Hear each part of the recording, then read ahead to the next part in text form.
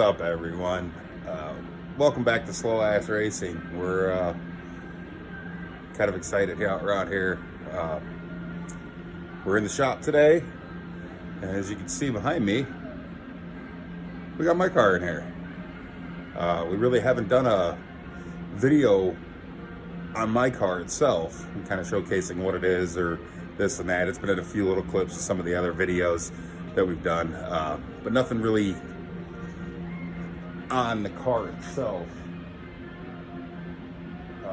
as far as what it is, what it does. And we're gearing up. It's early February, mid-February now, and we've got some things coming up here in the beginning of the summer, and we're registered for 6 summer. We're gonna run the car in 6 summer. We got some trailer upgrades to do. We're gonna kind of redo the drag week trailer that I built for 2021 when we went to drag week. But we got some upgrades. I got a trunk full of parts in here. Stick around. I'm gonna take a little walkthrough with this thing and kind of show you what it is and what's under the hood, and you know, kind of take a look at some cool stuff. And you know, some of you are gonna love this thing, some of you are gonna hate this thing. I don't really care. It's, you know, usually the ones that don't like it end up seeing the taillights of it. So but anyway, stick around. We've got some big upgrades to do. I got like I said, a hatch full of parts. We're gonna do a swap from the 5x100 to 5x4.5 inch bolt pattern, so we can fit some better wheels on this thing. Got some suspension upgrades we're gonna do. We got some new shocks coming in. We talked to our friends over at Viking Suspension. I let them know what was going on with the car. I've been having issues with this thing getting out of the hole, and we're hoping some rear suspension, and I got a couple little tricks for the front, maybe tie it down, or you know, we might be looking into some new struts for that thing too. But check it out. I've also got something special coming up that me and a buddy of mine we've been working on a little special project, and we'll reveal that here. And you never know, we might bring it in and it might be available to the general public. So stick around. We're gonna be doing some cool stuff. Let's get into it. All right, guys, this is, for those of you that don't know, this is my 1987 Chrysler Town & Country Woody Wagon. So, it's a K car. If you didn't know, if you're that new to this stuff, you need to look up what a K car is. These are the cars that practically saved Chrysler back in the early 80s, mid 80s, and through the 90s. And essentially brought a lot of really cool modern touches to the automobile as we know it today. Multi-port fuel injection. The first company to put a CD player standard in a car. 1987, airbags, the whole 9 yards. If you don't know anything about a K car, go look it up. Laugh at it, because it's a funny thing. But these cars,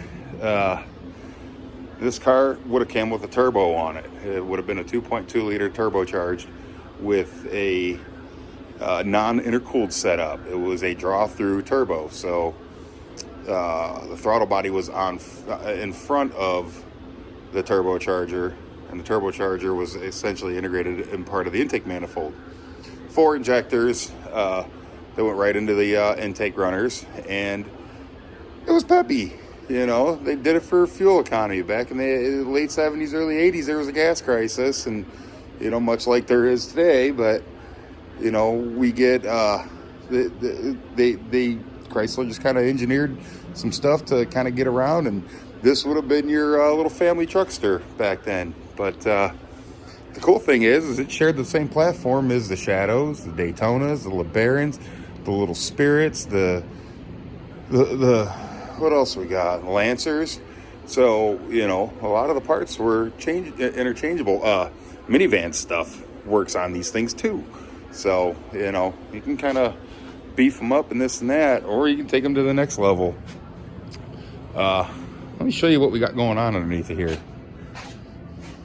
Excuse the mess on it. It's dirty. We just dug it out from my house, and it's been sitting, and we live on kind of like a chip road, but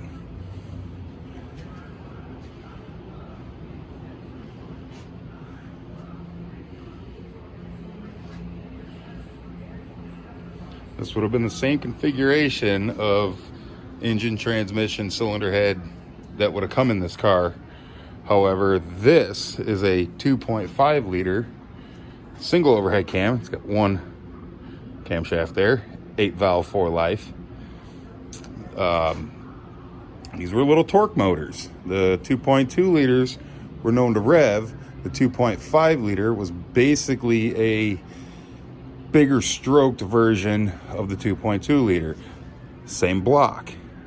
Back in 1989, they decided to cast both the 2.2 and the 2.5 liter out of the same block. So again, parts are interchangeable. They go back and forth. So cylinder heads, intake manifolds, all that kind of stuff can virtually just kind of swap right over. This one ain't stock. As most of you know and seen some of the videos and clips, she gets down pretty good. Tucked way back down in there.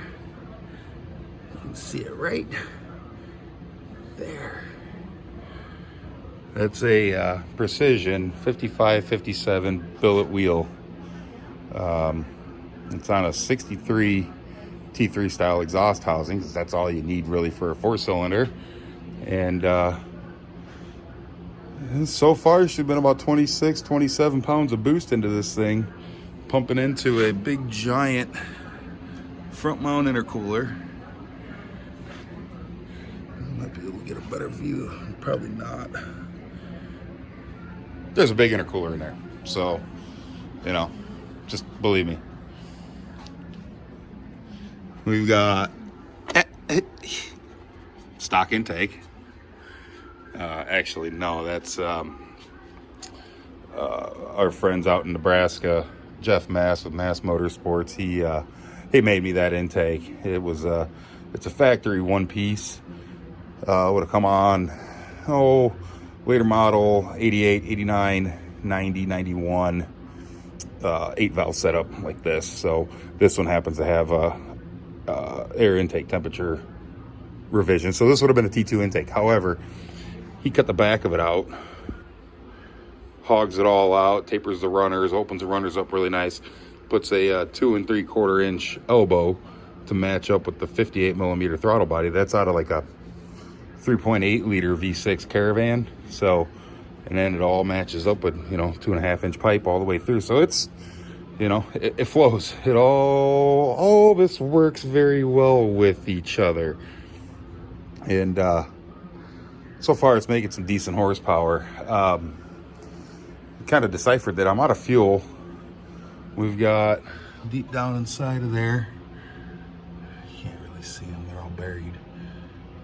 You see them. Fuel injector development, the FID 1000s, and on E85, I don't want to say I'm out of injector, but with what this turbo's putting out, the pump I got a Walbro 450 in the tank. I think it's right on the edge. So we're gonna upgrade to some 1300s. We're probably gonna go back with the fuel injector development. A friend of mine just became a dealer for FID, so I talked to him about it. He's gonna set me up with 4. See, these guys, they always sell these injectors in packs of 8. I'm like, man, I don't need 8 of them, bro. Give me half. So he comes back and hits me back on a half price of it, which is literally just half of what it is. But you can't beat the price on these things for what they are. They're a serious injector. And so, and then we're upgrading this here too, a 4-bar map sensor. I got an Omni Power 4-bar GM style, just like that. Should just plug right in, just stick that right up in there, and we should be good. So this motor does all right. The bottom end is forged setup. It's got a set of Wiseco pistons in it from Chris over at Turbos Unleashed. The rods are a set of Brian Crower H-beams that I picked up from Cindy from Front Wheel Drive Performance. Kind of put it all together into here and made it happen. It's funny because I was saving all these parts, most of these, for my Daytona. The turbo, the block, the head, the cylinder heads worked. It supported what we call in this community a G head. And so it supported G head and bigger valves in it. So it's got some, it flows a bit, but yeah, it works. It's a setup and it's a combo that actually works well. So what else can I, before we move on, let's see, anything else really that, other than that, it's got a couple of bits and pieces of some Motion Raceworks parts on here. They've been a really big help with this this build too, just getting me kind of odds and ends stuff that, they don't really make stuff for this, and nobody really makes anything for these cars. So we got to either come up with it and make it, and we got guys that are helping out, but it's all pretty much custom one-off stuff. So if you hadn't noticed yet, a little get a little bit of help if we need it. So, but let's take a walk around this thing. Let me show you what's going on here. You can notice right off the bat the patina is just on, and I'm talking, this thing is sun-roached. This was a southeastern car. They didn't have salt and this and that, but they get sun-roached. South Carolina maybe is where this car came from. I picked it up from a buddy of mine, Joe, that he bought it. It was pretty much gutted. Had a couple of seats in the front of it, steering wheel, dashboard, door cards, a little bit of carpet. It had a big old nitrous bottle in the back of it, but it was pretty much stripped. And he had a big motor in it, big turbo, automatic trans with some nitrous on it, and he currently holds the fastest time for this car. And I can't remember, 12:29, 12:31. I know I wasn't far.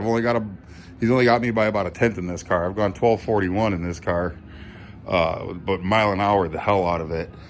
It's a 5-speed car. See, he was doing his in an automatic. I decided to try something different and put the 5-banger in it. And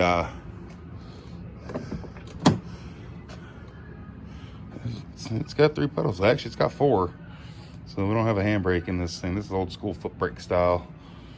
But excuse the mess. This thing was in storage, and the dang horn button right here, it's all old and brittle, but I wish I could get the thing to work again, but I'm probably gonna end up changing the steering wheel out. You can see right here, it's all ripped up. But that's an 84 Daytona, or 84 only steering wheel from Chrysler. It's got a really cool looking horn button. Still has the factory digital gauges, and they all work. Let's bring you in here. Okay, I'm in. We're in. Okay.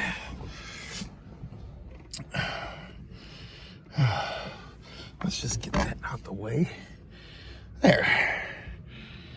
So, just put that in there and turn the key on, and you can see all the gauges work. They're all plugged in. Pulled out, they had a little traveler deal. It would tripometer, total miles, little timer. Might even have told you your fuel mileage, gas mileage, but as you can see, we integrated the wideband into it. And so we got oil pressure, boost gauge, you know, fitted nicely in there. Let me come back to here and got the Turbo Smart E-Boost 40 Street, or the E-Street E-Boost Street 40 Street E-Booster digital electronic boost gauge, or boost controller, I should say, not boost gauge. Oh, excuse me. I want to find another wagon to rob the interior out of. So that's what I did. Door panels, seats. It's got the nice sun faded. You can tell it's been roached on by the sun for decades. But man, is it filthy. Like I said, this has just been a storage for the winter. I just had a couple of things just, you know, just tossed in there. And as you can see, we got some parts. All those are gonna go right into here. But yeah, it's got the full hatch set up in it, and I need to do a headliner. Yeah, we got my super high-tech dome lights. I tell you what, when you're on drag week and you're trying to see the directions or something like that, you want a really nice dome light, and I got it just behind my head so I can flip it on and not be blinded by it with my glasses or anything like that, but yet my co-pilot, well, Brad, can see what he's doing, and it's, you know, it lights up really good in there.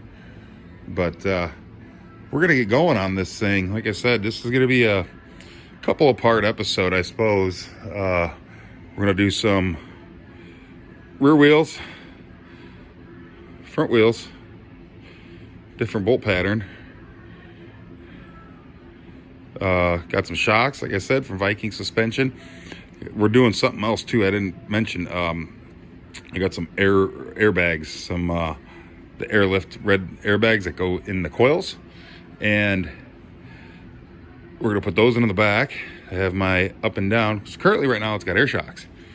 It's just old air shocks. It has a factory auto level system, which is pretty cool, but I found that the compressor itself kind of went a little wonky last season, so I just plumbed it up with one of them little tire shredder valver deals.